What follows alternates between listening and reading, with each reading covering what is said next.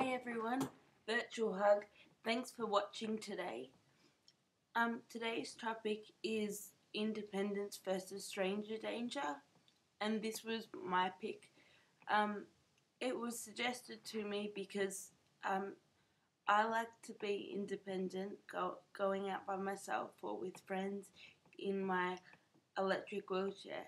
But every time I go out, it has to be balanced against how safe I feel about. This is because a lot of strange things have happened while I'm out catching the train or walking somewhere.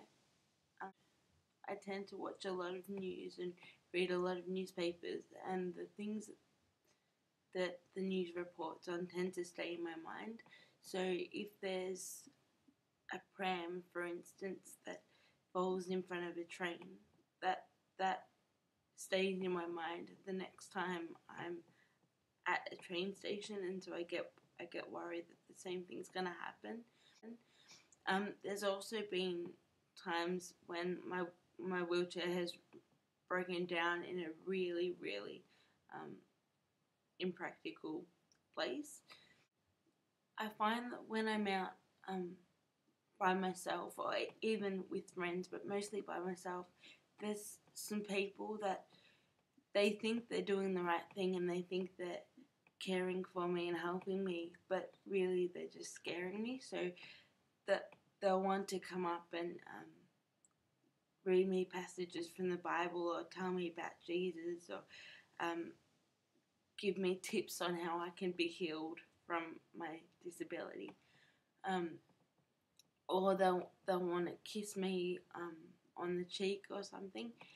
And while this is harmless, in a way I feel like I can't get away, and I don't feel like I have the tools to defend myself against these people and to make a quick run for it. And that really frightens me.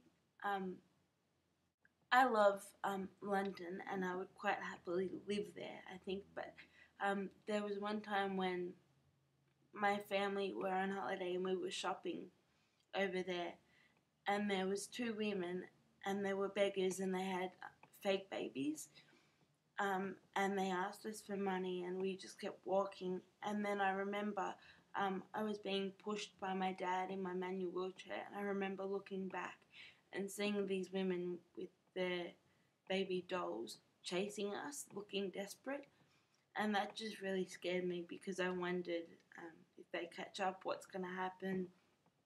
And I wasn't in control, so I couldn't get away. There was one time when I was walking with my friend to the train station to go home from school, and when we were nearly at the station, my wheelchair broke down, and so I was waiting with my friend to be picked up by my mum, and a guy drove past in a van, and he wound down his window when he saw us and yelled out something like "peace to the world" or something like that. And then I said to my friend, "What did he say?" And she wasn't sure. And then he proceeded to turn around, do a U-turn, and park near us. And then he got out of the car and started talking to me about Jesus and saying that I should talk to him and then I'll be healed. And I just didn't know what to do. And I couldn't get away because my wheelchair had obviously gone flat and wasn't working. So I felt enclosed, and I really didn't like it. There was another time when we were in Sydney, and this man on a bike crossed the road and saw me and said that if I put a pillow under my bottom and sit on the pillow, it'll help my legs, and therefore I'll be healed. With the advent of the mobile phone, though, I take my mobile phone everywhere, and so I'm a lot happier to go on the train by myself. For instance, I've gone to the football by myself. I've gone to cafes. I've gone to meet friends. I think one of the other reasons I can feel vulnerable when I'm out by myself is because I feel like people, because I feel like people, because of the wheelchair, they notice me and I kind of stick out from the crowd a lot more. A lot of people can also come up to me and actually scare me by thinking that they're doing the right thing and by thinking that I need help and that I'm a damsel in distress in some way. When I was in high school, I used to catch the train home regularly on a Monday, Wednesday, and a Friday. And that was great, and I loved the feeling of independence. But we also had some strange things happen. I always used to have to be on the first carriage, so I was going down the platform and going to meet some of my friends, and I was waiting there for a big crowd to pass because I didn't want to push in.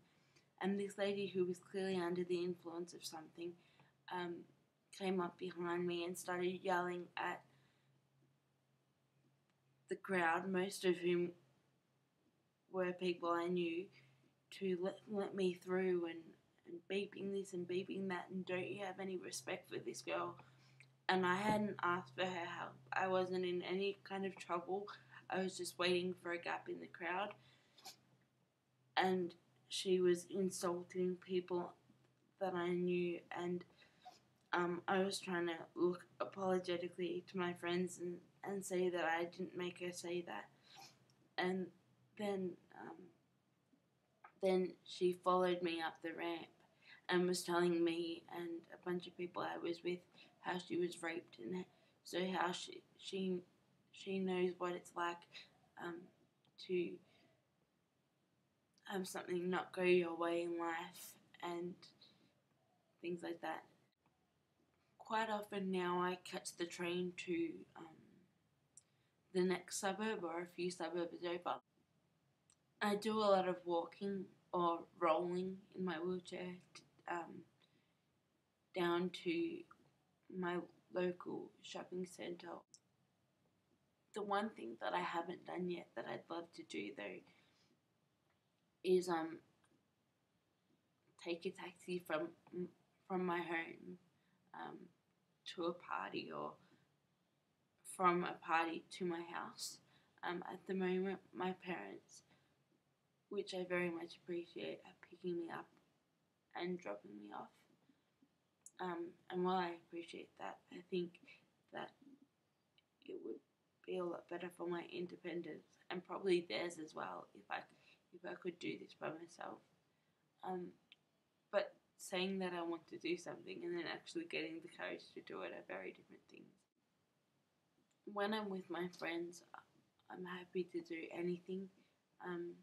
Basically go anywhere, catch any public transport, because I know that as long as I'm not by myself, I'm going to be alright. But it's when I'm by myself that I sometimes get freaked out. So if you've liked what we've talked about today, or would like to know about next week's topic or upcoming week's topics, please subscribe or promote us on your Facebook page, or just keep watching. Thank you. Have a good weekend, everybody. Bye.